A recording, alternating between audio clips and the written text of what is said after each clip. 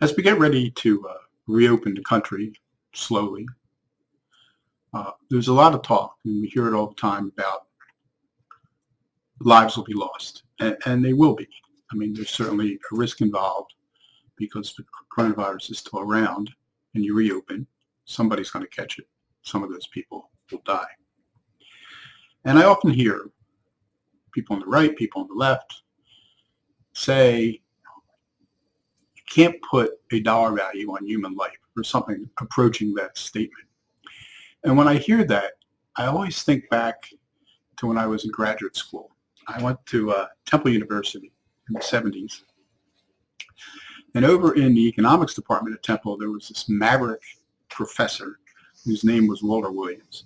Now, he left in the 80s and he went to George Mason with our dean, who took him there when the dean became president of George Mason and began really the growth of that university. Subsequently, I lived in Springfield, Virginia, like right up the road from George Mason. And Walter Williams' name should be familiar to you. He's a syndicated columnist who's fairly well known, and he's one of those dastardly black conservatives who aren't real blacks, although he has his own interesting story. And he's still writing. I think he's probably emeritus or retired by now, but he still writes regularly. And I don't know if it was when I was at Temple or shortly after I left that I heard about an experiment, a thought game he had played in his economic class. And it really was intriguing. And I swore that when I eventually got a tenure-track job, which I did in 1991 at East Carolina University in Greenville, North Carolina, I would do it in my own classes. Now, I was wise enough to know that I should wait till I had tenure, which I did. But after I got tenure, I did it over about a 2 or 3 year period, 2 or 3 in my class, three classes, 2 undergraduate, 1 graduate class. And I had the same results every time. And I'm not saying this is exactly what Walter Williams did in his class, but it was my interpretation of what he did. But basically, I would go into class usually after something had just happened. There had been a tornado hit someplace in Tennessee, and 70 people had been killed. And I'd ask, who heard about that? Most of them would have heard about it. I said, you often hear the old adage that you can't put a dollar value in human life. How many of you agree with that? And usually a typical day in my undergraduate class, I had about 45 students. The limit was 48. There were always a couple people who weren't there. And every hand would go up. Everybody said you couldn't put a dollar value in human life. And I would just drop it at that point, and I'd go on with the lecture and discussion. And then toward the end of the class, and these were 80-minute classes, so at about minute 60 or so, I'd stop and end whatever I was doing. And I did it a little earlier because right at the end of class, everybody's packing up and ready to run off to their next class so they're not late. And I'd say to them, and I'd make up some charity, that I was the Pitt County is where Greenville is in North Carolina. I was the Pitt County chairman for this charity that, and I'd make up some name that would, spell out something with an acronym that basically would feed starving children around the world. And I said, part of my duties is to raise money, to help feed these kids. Now, what I'm thinking about maybe doing in this class, and my class is this. And I'd say, I'm going to come in with a bucket or a bowl, and I'll put it on my desk, and then I'll leave for 10 minutes or 5 minutes, whatever. And if you feel compelled, you can put money in it. If you don't, you don't have to. And that way I won't see who gives and who doesn't give. And, then I'd ask the class, if I did that, how many of you would be comfortable with it? Nobody ever said, all the hands would go up again. Everybody was comfortable with that. So I say, well, instead of like dragging a bucket in, could you give me an idea of how many of you would be willing to give? For example, if I asked you all for a quarter, how many of you would be willing to give a quarter? And 45 hands would go up. What about $1? Would you be willing to give $1? 45 hands would go up again. And then I'd usually go to about $10. What about $10? And at this point, maybe 35 hands would go up. And then I said, what about $100? And no hands were up. So I said, do you remember at the start of this class, you agreed with me. You agreed with the adage that you can't put a dollar value on human life. And of course, they all could remember back at least that far. So I said, well, you just did. According to this class, the dollar value of human life is somewhere between $1 and $10 for some people and $100 for the rest of you. And that was pretty much the result I would get in each class.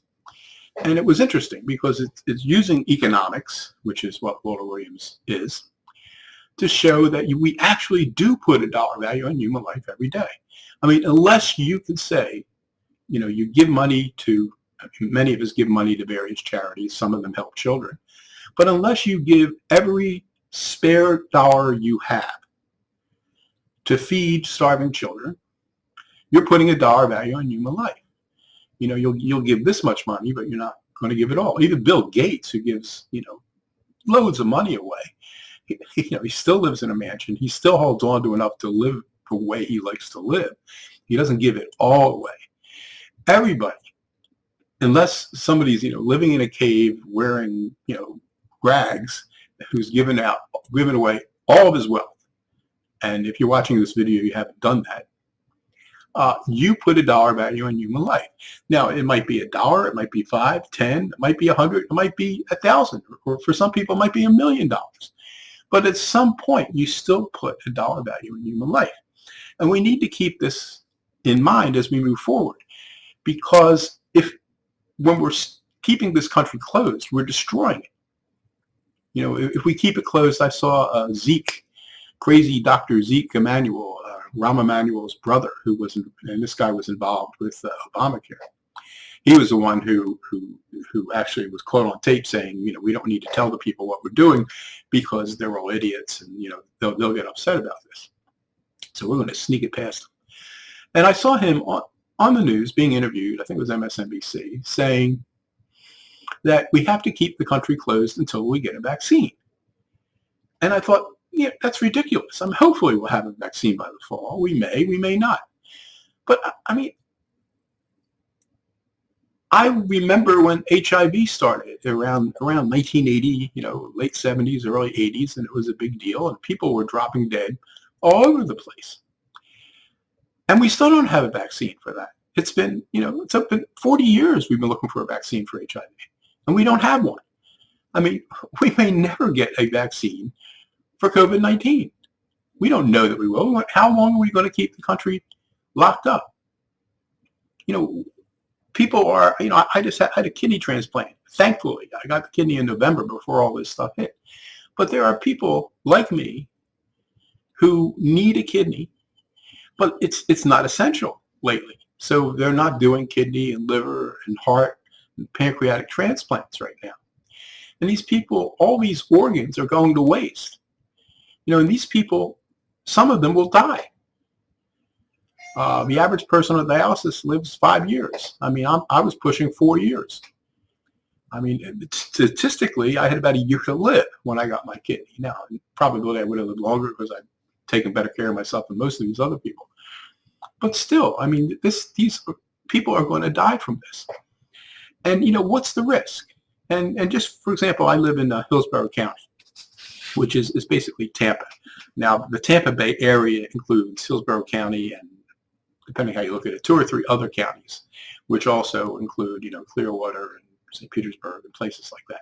But this taking Hillsborough County proper, which is mostly Tampa, where I live, there's, let's see, I just looked up this morning, 1.4 million people in Hillsborough County. How many people died so far of coronavirus? 29. As of this morning, with the latest figures I could find, and today is what? It's May 4th. 29 people in Hillsborough County have died of coronavirus out of 1.4 million. So what's that work out to as a percentage? It's 0.0002%, which I think is 0.002%, not 0.2, not 0.02, not 0.002, not 0.002, but 0.2 of a percent. That's infinitesimal. Just to give you an idea, on average, in Pitt County last year, each month, 53 people died of drug overdoses. 53 people died of drug overdoses. And you multiply that for the year, it's over 630 people died of drug overdoses. So far in Florida, something like 1,200 people have died of COVID. Last year, 3,000 died of the flu, mostly old people. I think of the roughly 1,200 who died, I think 1 in 5 died in a nursing home. They've done better with nursing homes this year with holding down the loss from this COVID flu than they did with regular flu last year. So if they're going to reopen Pitt County, now I think part of the problem is the media is centered in New York. So the image we have of the virus is New York City. And if you take New York, basically the New York City area and New Jersey, it's like 60% of all the people who died there. You know, you get outside of New York and it's much lower rates. In Florida, most of the cases are in and around Miami. You got Miami-Dade, Broward, Palm Beach County. That's where, I don't know, what's this, probably 60% of our cases are. There's 67 counties in Florida. I think 1/3 of them, or 2/3 of them have had less than 10 deaths. And there's still a couple of had nobody died. And about 1/3 of them had less than 10 hospitalizations. They didn't even get over 10 for hospitalizations. And, you know, what are the dangers? Now, we're slowly reopening here in Hillsborough County today. I can go to a restaurant. They're allowed to seat half the people that they can normally seat outside if they have outside seating, and 1/4 of the normal people they seat on the inside. And there's obviously some risk involved if you do that. But I had to get a blood test this morning, and I had to go to Quest. And, you know, we were sitting 6 feet apart, but, you know, I'm in there with people, and some of them, I don't know what they're getting tested for. Some of them might be getting tested if people think they have COVID, but I'm in there with them. And I have to do this every week. These are blood tests for my transplant. And I have to run that risk every week. I mean, you go to the store, you're going past people, you don't know who's in the store. And this is, you know, it's considered essential, I guess, but, you know, eating out isn't considered essential. But, you know, because I'm on drugs that reduce my resistance, I have to be careful. And no matter what they order, I would be careful. I would go out less. I would try to limit any chances that I might take. But there's a real question in my mind about whether they should be ordering us to do these things.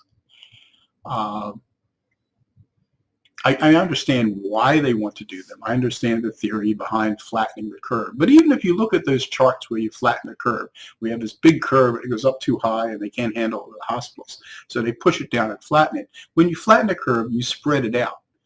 So that means we're going to be dealing with it longer. And in the long run, basically the same number of people are going to die. It's just you're going to spread the deaths out over a longer period when you flatten it. If you don't flatten it, the problem is, I mean, flattening the curve wasn't done to save lives.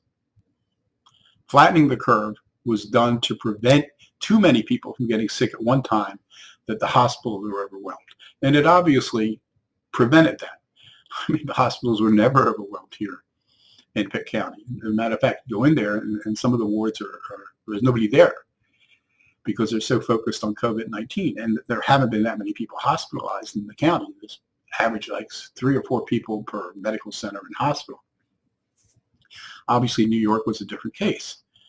But yeah, New York's a different case. But the whole country, you know, isn't New York. And I think that's one of the things we have to keep in mind. And, you know, flattening the curve, again, it wasn't designed to save lives. It was designed to prevent lives from being lost because the hospitals couldn't handle the overflow. We never got anywhere near that. Remember when Governor Cuomo was on, you know, he needed 40,000 ventilators. He didn't need 40,000 ventilators. He never needed 40,000 ventilators.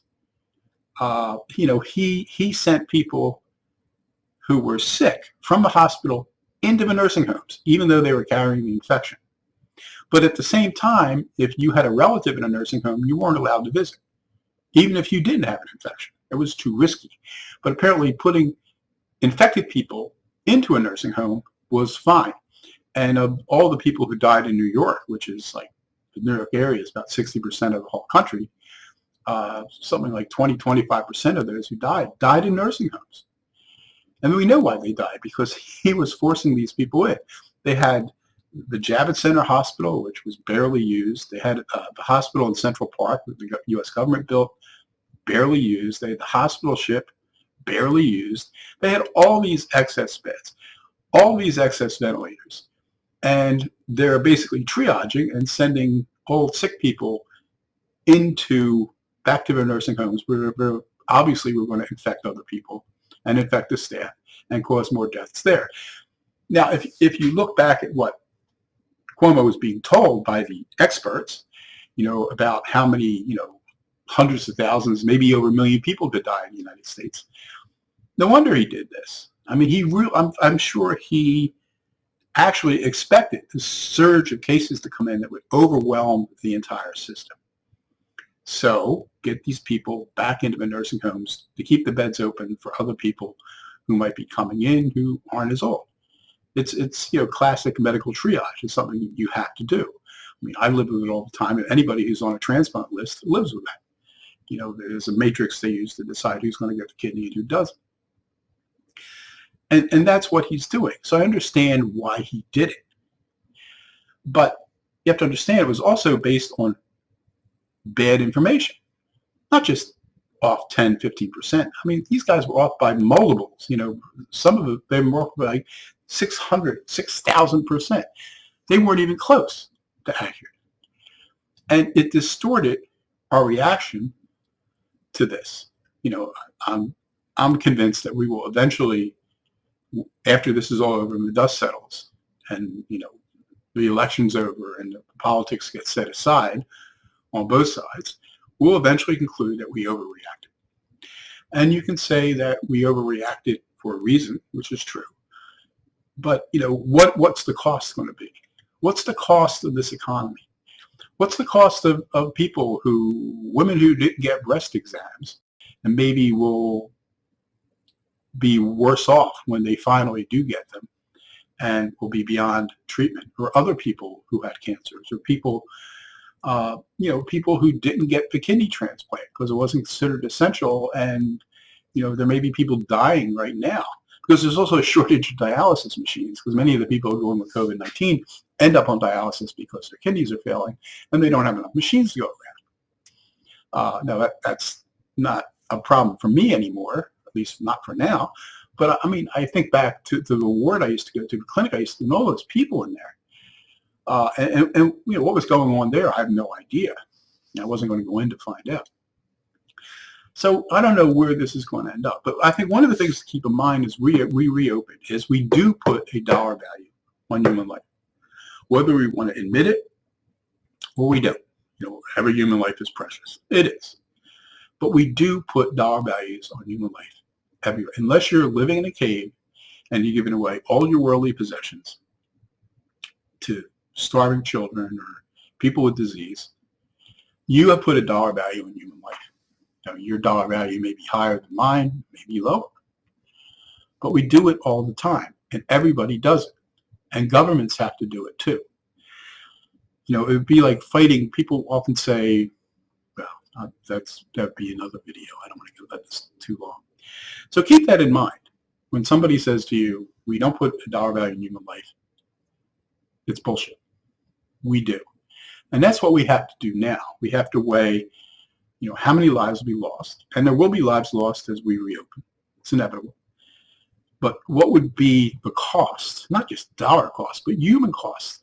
What about all the unemployed people who may, we know when people are unemployed, there's higher suicide rates. How many people will commit suicide this year because they lost their jobs? I mean, here right nearby where I drive often, a guy just had opened an Italian restaurant the week before all this hit and things got shut down. I mean, it's not a chain. It's a regular place. I remember reading the story. I don't remember what the owner's name was. What did he do? He had borrowed money, small business loans, to set up this restaurant, which was probably, one of his dreams, to have his own place. And now he hasn't had any customers. He's been closed for almost 2 months. He'll be able to reopen today. I'll be interested to drive by and see if he's actually operating or if he's already gone down the drain. How many of these people will be destroyed? How many people will end up bankrupt and in debt? How many people will lose their houses? How many companies will close? How many employees? I mean, he had a restaurant. He had a staff. He had managers. He had dishwashers. He had people who greet. He had the servers. All these people lost their jobs. And if he doesn't reopen, or if he reopens and goes under, all those people are going to lose all the things. That's all human cost. I posted once, I think it was on Facebook, that if somebody came to me and said, would you risk dying of COVID-19 if you could prevent your son and his family, including my only granddaughter, and your daughter, from facing economic ruin? And my answer would be, yeah, I would do it. I mean, whether I survive this or not, I'll be dead within a decade anyway, probably. And I would do that. I mean, if that was my choice. I'm not saying they came to me and said, you're going to die. They're saying, would you take your chances if it would save your family? And Celine, my wife. All these people would be ruined, or you could run the risk. And remember, in Hillsborough County, the risk is 0.2% that I would die. Now, maybe you can multiply that by 5 or 10 for me because of the drugs I'm on. But the risk is still very, very, very small. And I would gladly take it to prevent, an economic catastrophe for my family. I'd take it for the country. I mean, people do that all the time. The guys who landed at Normandy on D-Day back in 1944 were putting their lives on the line to save not just their families, but the rest of us. So we wouldn't be living, under, and the people in France who were living under the Nazi boot. I mean, they're risking their lives to achieve these other things that aren't necessarily measured in dollars or in business or in American capitalism. I mean, it's just a better way of life than what they were doing. I mean, you could argue Nazi Germany was, semi-capitalistic anyway. So it's not about that. I mean, we do this all the time. We risk our life for the greater good. And what we're doing now is telling people you're not allowed to do that. And I'm not against lockdown. I locked myself down for the last 2 months. But I really have a problem with the government locking people down by usually a governor with, I don't know where he gets those powers, any of these governors. I mean, what happened to the Bill of Rights? I mean, I'm a early national historian. In 1793 in Philadelphia, where I was born and grew up, population of about 50,000 people. In 1793, 5,000 people, that's 10% of the population, died of yellow fever epidemic. They didn't lock down the place. I mean, if ships came in from somewhere else, they were quarantined for, 30 days or something. But nobody was locked down, and people were literally dying like flies. You're talking about the medical system being overwhelmed. The medical system didn't even understand what yellow fever was. They thought it came from, bad air from the malaria, or like malaria from swamps. They didn't understand germ theory. They didn't understand it was carried by mosquitoes, hence the swamp connection.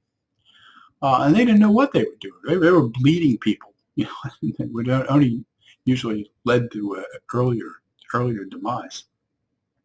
But they didn't lock everybody down in the city. The feds and the locals didn't go out and tell people you couldn't stay on the street.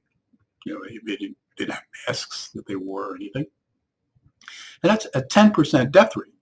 In Hillsborough, we're talking about 0.2%. In Philadelphia in 1793, it was 10%. So this country has lived through pandemics and epidemics, before. And we've never reacted in terms of police powers the way we have here. In Hillsborough County, 10 days after the death and hospitalization rates peaked, they hit us with a curfew from 9 to 5.